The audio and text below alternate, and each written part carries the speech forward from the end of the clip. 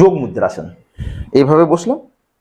আপনি অসুবিধা হলে, আমি তো অনেক দিন ধরে যোগাসন অভ্যাস করছি, সেই জন্য পদ্মাসনে বসলাম, ঠিক আছে। আপনার যদি অসুবিধা হয় আপনি অর্ধ পদ্মাসন মানে এইভাবে, বা সুখাসন মানে এইভাবে, ঠিক আছে।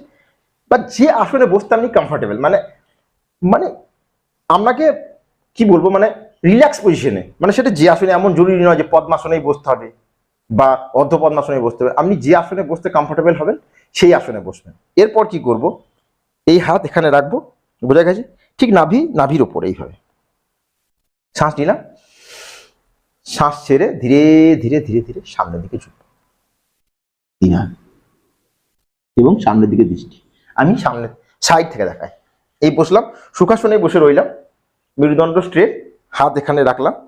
এবার শ্বাস নিলাম, ধীরে ধীরে শ্বাস ছেড়ে ধীরে ধীরে ধীরে ধীরে এই অবস্থায় আপনি যতটা ঝুঁকতে সক্ষম ততটাই ঝুঁকবেন। 1 2 3, শ্বাস নিয়ে উঠে আসবেন। এরপর হাতকে চেঞ্জ, মানে প্রথমে লেফট হ্যান্ড নিচে ছিল, এখন রাইট হ্যান্ড নিচে। এরপর শ্বাস নিলাম,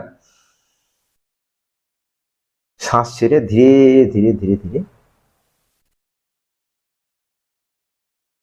সামনের দিকে ঝুঁকলাম, মানে ধীরে ধীরে শ্বাস নেবো এবং ধীরে ধীরে শ্বাস।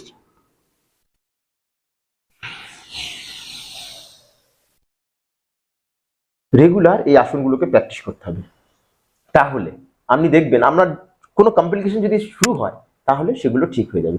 এটা হলো যোগ মুদ্রাসন। এরপর যদি আপনি পারেন তাহলে বজ্রাসনে বসবেন।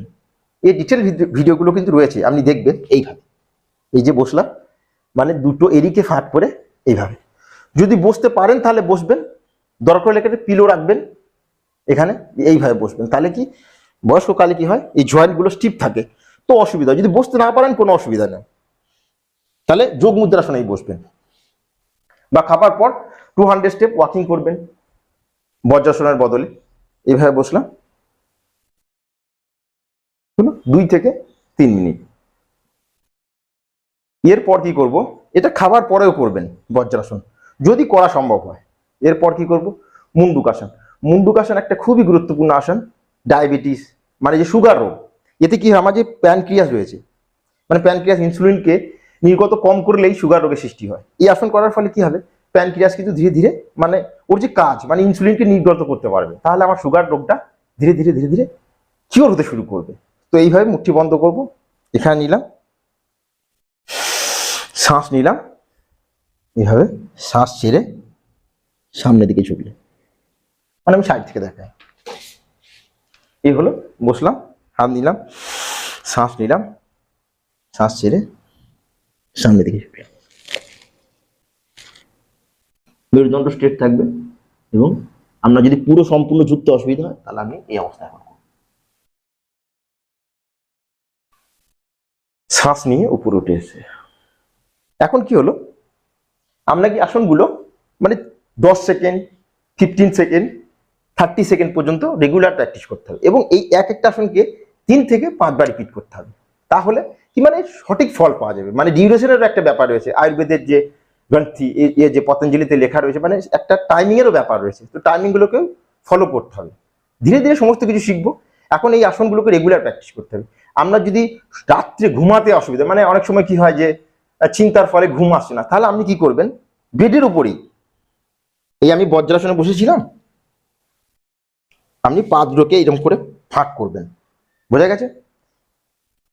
যেগুলো শশাক আসন, এটাকে মুন পোজও বলে। এতে কি মাইন্ড একদম শান্ত হতে শুরু করে।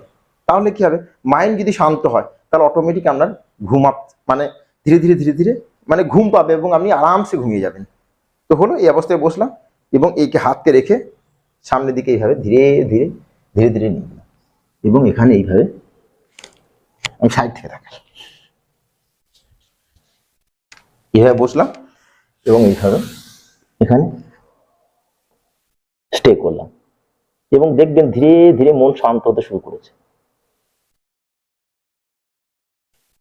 এবং শ্বাস নিয়ে উঠে এলাম। এখন কি হলো, আমরা যদি এই র্যাবিড পোজ করতে অসুবিধা হয় মানে শশাকাসন, তাহলে আপনি কি করবেন, আপনি সুখাসনেই বসে থাকবেন। হলো, রাত্রে খাবার পর তাড়াতাড়ি খাবারটা গ্রহণ করবেন, মানে রাত্রির যে ডিনার সেটা 7টার আগেই খেয়ে নেবেন। এরপর সুখাসন, পদ্মাসনে বসলে বসবেন, এরপর হাতকে এইভাবে সামনের দিকে, এই অবস্থা, এবং এখানে সেম ফল পাওয়া যাবে। এবং শ্বাস নিয়ে উপরে উঠে আসবো। কপাল ভাতি করতে হবে, সকালে করবেন, ভিডিও রয়েছে আপনি দেখবেন। এমন দরকার নয় যে শুধু আমারই ভিডিও দেখতে হবে, যেখানে ভালো শেখানো হয়, যেখানে সম্ভব ভালো ভিডিও দেখলে সেখান থেকে শিখে নেবেন এবং রেগুলার প্র্যাকটিস করবেন। কপাল ভাতি, অনুলোম বিলোম, আপনার উদ্গীত, ভামরি, এই সমস্ত প্রাণায়ামগুলোকে করতে হবে। তাহলে ব্লাড প্রেশারের যে প্রবলেম, মানে যে চিচিরা একটা ইরিটেশন হতে শুরু করে, চিচিরাপন হয়, টেনশন হয়, এই সমস্ত প্রাণায়ামগুলো যদি করা যায়, খাস করে উদ্গীত, ভামরি, অনুলোম বিলোম, তাহলে কি হবে, আপনার মাইন্ড থেকে স্ট্রেস কিন্তু ধীরে ধীরে শেষ হতে শুরু করবে। তো thank you, take care, good bye এবং স্টে হেলদি। নমস্কার, থ্যাংক ইউ।